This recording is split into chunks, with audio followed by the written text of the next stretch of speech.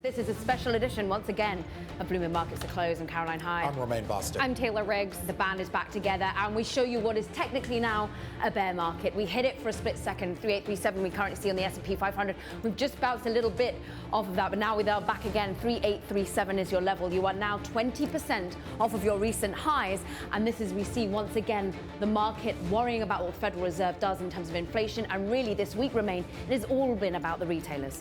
Yeah, I'll see you that 20% on the S&P, and I'll give you 30% decline here on the NASDAQ composite right now. And take a look at consumer discretionary names, because you're talking about retail sales and, of course, all those retail earnings that we have. The S&P 500 Consumer Discretionary Index right now down 36% from its all-time high.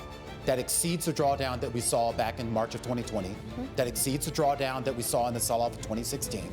It exceeds the drawdown that we saw in 2011, in 2009, and, of course, all the way back in 1999. The only two periods where it hasn't exceeded that, of course, is the great global financial crisis and the bursting of the dot-com bubble. And a lot of this has to do with the last balance that we were talking about here with regards to the economy, Taylor, and that was consumer spending. We're starting to see cracks there. We're starting to see weakness there, and you wonder how that feeds through investor sentiment overall. Let's talk about the sentiment. Let's talk about the economics. Let's go cross-asset, as we smartly do for you all the time. And I am, of course, taking a look at the first back-to-back Treasury bond prices, yields lower that we haven't seen at all going back really since this year. You have to go all the way back really to November, December to see the first time that we are again looking at back-to-back price higher, yield lower, as we've really, Caroline, started to wonder how we're thinking about some of the economic growth and a Fed if they can hike into what could be already a slowing economy.